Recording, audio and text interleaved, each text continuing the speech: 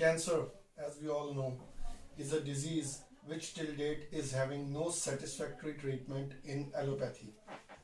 Ayurveda has since recent times been very commonly used by cancer patients for their treatment. So, let us know about the Ayurvedic aspect of this disease from one of the great scholar of Ayurveda from the technical desk of ndayurveda.com. Cancer. Cancer is a disease, the very name of which creates fear in the mind of all those who have ever witnessed the agony, the suffering which a patient can experience in the later stages of this disease. However, is the cancer which is so threatening to hear about in true sense that threatening? The answer is no. When we talk about cancer, cancer is an age-old disease. Ever since the time of Vedas, in Atharva Veda, cancer was mentioned by the name Arbud. Arbud was the term which was used for cancer. If we talk about cancer, a disease in which the cells of the body start dividing in an uncontrolled manner. In this disease, the cancer, the cells, they lose contact inhibition. That is, the check which our body generally keeps on the division of cells in our body is lost in a cancer patient. Now, there are multiple reasons which are laid forwards by allopathy as to be the probable reasons of cancer. But till date, there is no reason in allopathy which can be termed as a sure reason for development of cancer. As far as Ayurveda is concerned, in Ayurveda, we believe in the theory of doshas. Vayu, that is Vata, Pitta, that is the fire element, and Kapha, that is the water element. It is believed that when these three doshas are in their requisite quantities in the body functions in a normal way. And the very reasons for disease in a body is the imbalance of these three doshas. When this imbalance in these doshas is prolonged over a long period of time without proper treatments, it can lead to numerous diseases, cancer being one of them. So that is one aspect of cancer. Now, the second aspect, Ayurveda believes in the theory of dhatus. It's the Sapt Dhatu concept which is believed in Ayurveda, and the Sapt Dhatus are namely Ras, Rakt, Mas, Med, Asthi, Majja and Shukra. It is believed that one dhatu gradually provides nutrition to the preceding dhatu, which is mentioned very nicely in a shlok, Rasat Rakto Tatau Masam Masan Med Asthich Asthino Majja Tato Shukram Shukrad Garbh Prajayate. That is, from Ras is formed Rakt, from Rakt is formed Mas, from Mad is formed Med, from Med Asthi, and from Asthi Majja, and eventually from Majja the Dhatu which is evolved is Shukra Dhatu. Now, connecting one dhatu with the preceding dhatu are micro channels in the body. When one of these micro channels or more than one of these micro channels get occluded due to doshas, nutrition reaching one particular kind of dhatu increases more than required, while the nutrition reaching another dhatu decreases than required. As a result of this, a particular group of cells of the body start dividing in an uncontrolled manner, while the cells which were to keep a check on the division of these cells, being in lesser quantity due to less nutrition, are unable to check these divisions. For example, I would like to quote an example over here, that supposingly a person is having a tumor, say a breast cancer. Now when we talk about breast, the tissues of breast can be categorized under mas dhatu.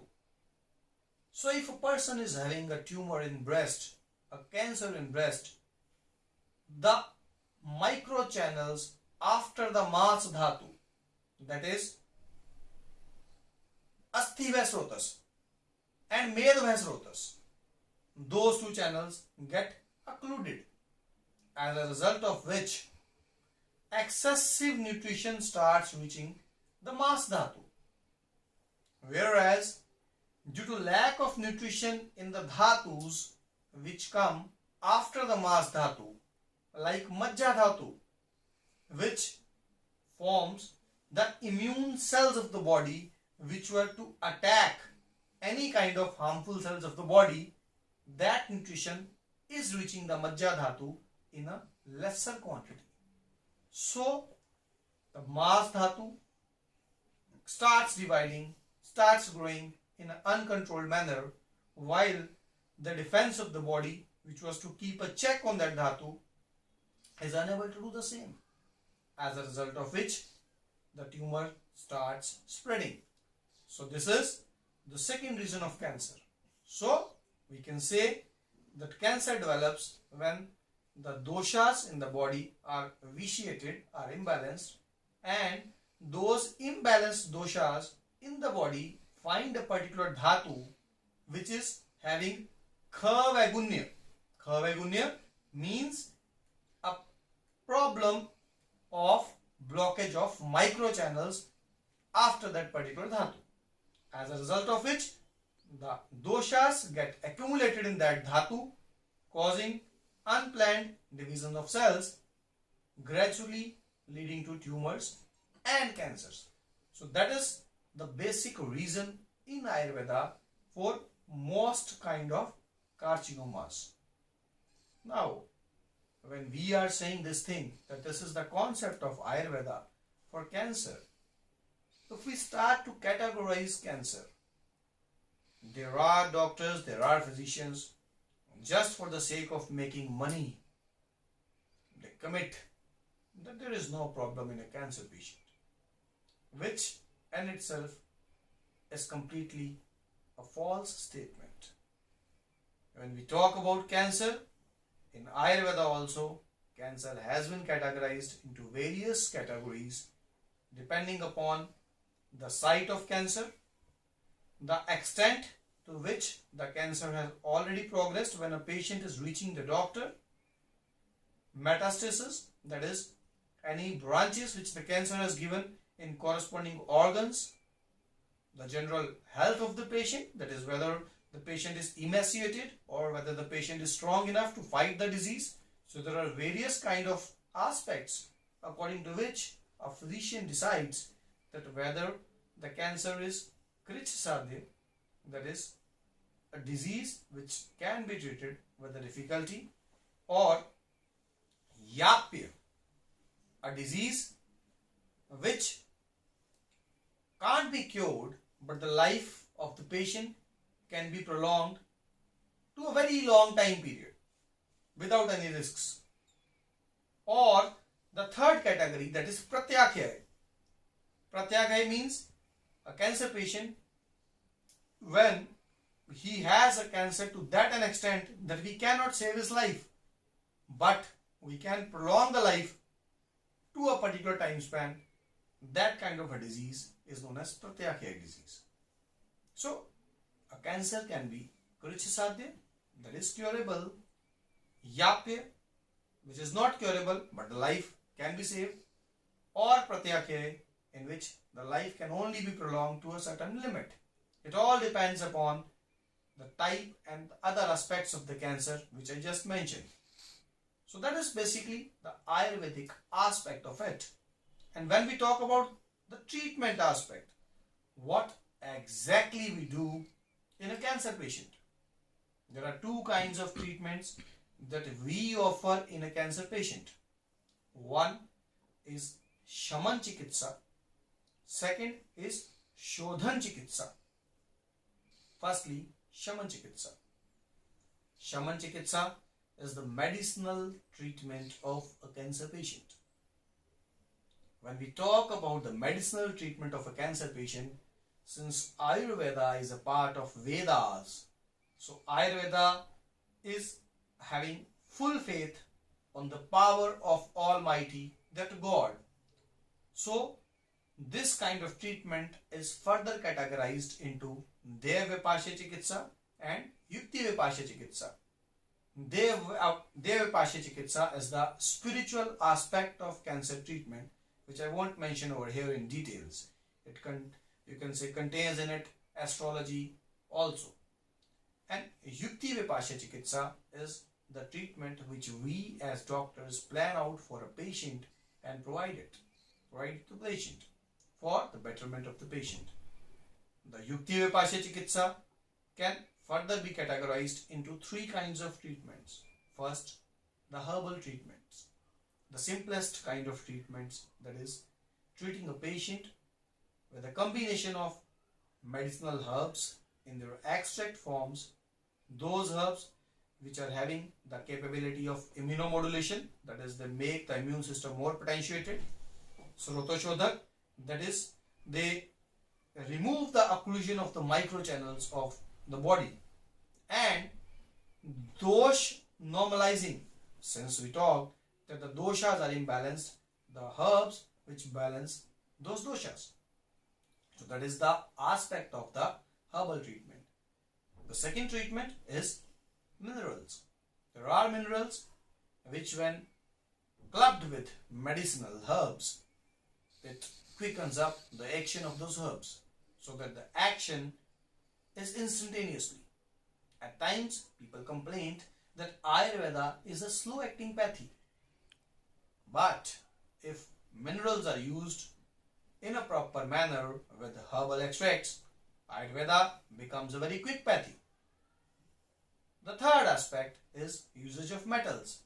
When it comes to usage of metals, it is something which is always a contradictory thing in allopathic medicinal sciences and Ayurvedic medicinal sciences, because Ayurveda has been using metals in their purified and organified forms since ages.